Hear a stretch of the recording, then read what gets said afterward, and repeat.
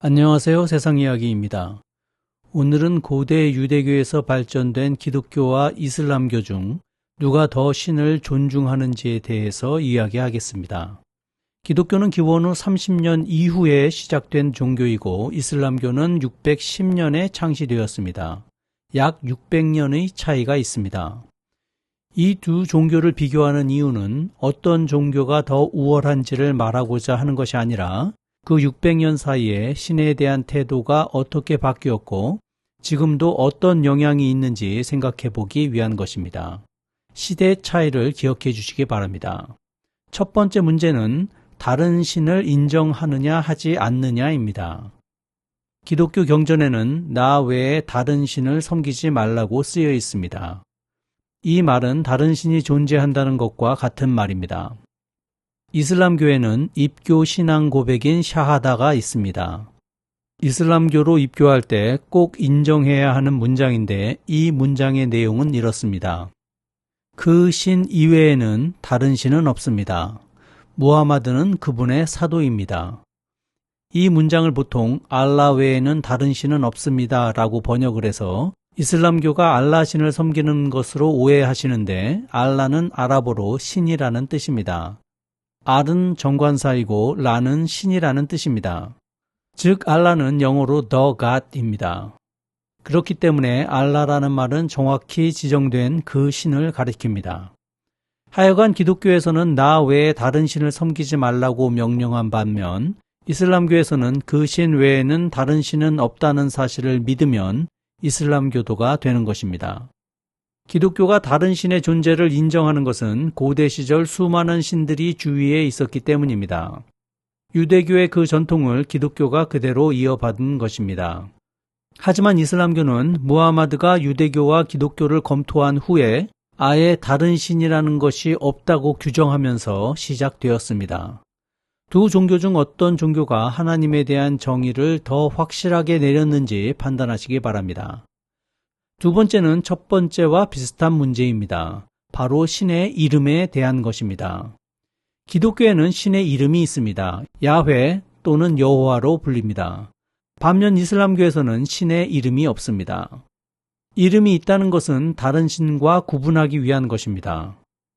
만약에 서울에 기차역이 하나만 있다면 기차역의 이름은 그냥 기차역일 것입니다. 기차역에서 보자고 하면 당연히 그 기차역일 테니까요. 하지만 기차역이 두 개라면 기차역의 이름이 필요하게 됩니다.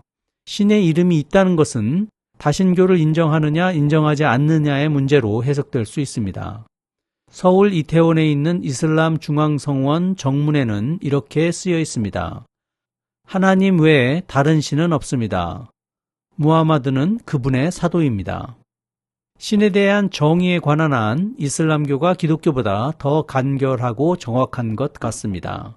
게다가 위대한 존재에게 이름을 붙인다는 것이 조금 불경한 일이 아닐까요?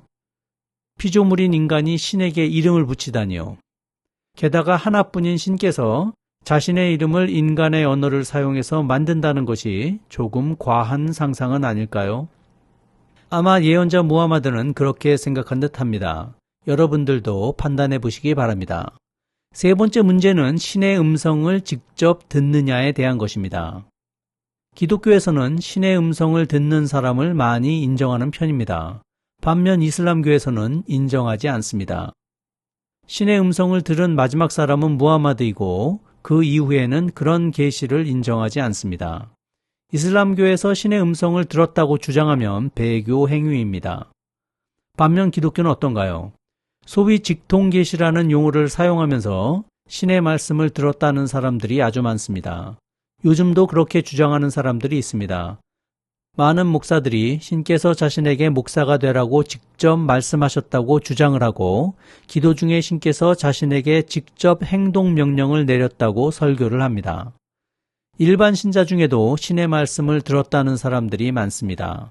교회 내에서도 어떤 사람들은 신의 말씀을 들었다고 주장하고 어떤 사람들은 그 말씀이 악마의 말이라고 비판하기도 합니다. 그런 전통은 구약에 아주 많이 있습니다. 특히 예언서 앞부분은 신께서 예언자에게 계시를 주는 장면부터 시작하는 것이 많습니다. 여러분들은 어떻게 생각하시나요? 신의 음성이 신에게서 왔는지 악마에게서 왔는지 심리적 환청인지 어떻게 구분할 수 있을까요? 하여간 기독교에서는 신께서 지금도 우리에게 직접 말씀을 하신다고 주장을 하고 이슬람교에서는 인정하지 않습니다. 네 번째 문제는 경전에 나오는 계명을 지키느냐 안 지키느냐입니다. 구약 성경에서는 반복적으로 신의 형상을 만들지 말라고 얘기합니다. 형상은 그림이나 조각을 의미하는 것이죠. 아마 다른 종교와의 구분을 하기 위해서일 것이고 야훼가 하나의 동물이나 형상으로 고정할 수 없는 전지전능한 신이었기 때문에 형상을 만들지 말라고 명령한 것이었습니다. 하지만 여러분도 아시겠지만 기독교에는 형상이 넘쳐납니다. 성당과 교회에는 여러 그림과 조각이 있습니다. 스테인드 글라스도 빠질 수 없겠죠. 기독교가 형상을 사용한 것을 변명하자면 문자를 읽을 수 있었던 계층이 적었던 중세시대와 19세기 이전까지에는 그림이나 조각을 통해서 성경 이야기를 전달해야 했기 때문입니다. 동시에 유럽이라는 지역 자체가 다신교적인 전통이 강하고 교육 수준이 낮았기 때문에 샤머니즘 전통을 버릴 수 없었기 때문입니다. 반면 이슬람교에서는 그림과 조각이 없습니다. 모스크에 가보시면 화려한 문양들이 있는데 이것들은 대부분 글자들입니다. 일종의 캘리그라피라고 할 수 있습니다. 또한 그림 대신 무늬를 만들어서 장식을 했습니다. 이슬람교의 영향을 받은 건물들에 가보시면 다양한 무늬의 아름다움을 감상할 수 있습니다. 이슬람교는 문양으로 아름다움을 표현합니다. 정말 아름답습니다.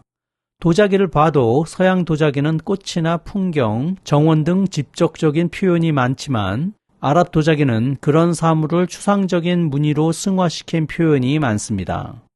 또한 성경에는 이자를 받지 말라고 명령했습니다. 기독교 세계에서는 이 계명을 정면으로 거부하고 있죠. 이슬람교도 이 계명을 우회적으로 피해서 은행을 운영합니다.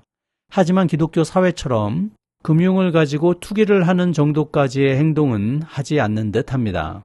이슬람 은행이 고객에게 이자를 지급하는 방식을 인터넷으로 검색하시면 재미있는 사항들을 많이 아실 수 있습니다.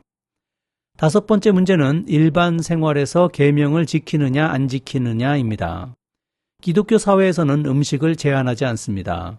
하지만 이슬람교에서는 술을 금지하고 돼지고기를 금지하는 것으로 유명합니다. 술의 제조법이 아랍 세계에서 발전했다는 사실을 보면 참 아이러니합니다. 이슬람교에서 금지하는 음식들은 돼지고기 외에도 피, 비늘이 없는 생선, 연체동물, 갑각류 등이 있습니다. 이런 음식들을 종교적으로 해석할 수도 있지만 자세히 따져보면 이 동물들은 잡식성 동물들이고 바닥에서 살면서 다른 동물의 사체도 먹는 동물들입니다. 쉽게 말하면 아무거나 먹고 지저분하게 사는 동물들입니다. 이런 음식을 피하려는 것은 이슬람교에만 있는 것은 아닙니다. 불교에서도 피하는 음식들이 많습니다. 그 외에도 하루 5번 기도하고 식사 시 지켜야 할 예법들을 지금도 지키고 있습니다. 반면 기독교에서는 일상생활에서 지켜야 할 규범들이 아주 적은 편입니다. 이런 일상생활에서 종교적 규범을 지키는 것은 이슬람교의 특징만이 아니라 다른 종교에서도 쉽게 볼 수 있습니다. 유교의 규범은 우리도 잘 알고 있습니다. 불교의 팔정도에서도 바르게 생각하고 바른 말을 하고 바른 행동과 바른 생활을 하라는 등의 생활 규범이 있습니다. 반면 기독교에서는 대부분 사라졌습니다. 생활 속에서 지켜야 할 규범은 사라진 대신에 현대사회와 맞지 않는 중세시대적 사고와 교리만 남은 듯합니다.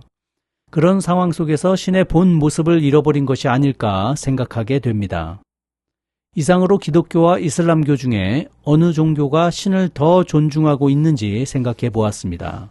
세상 이야기였습니다. 다음 편에서 뵙겠습니다.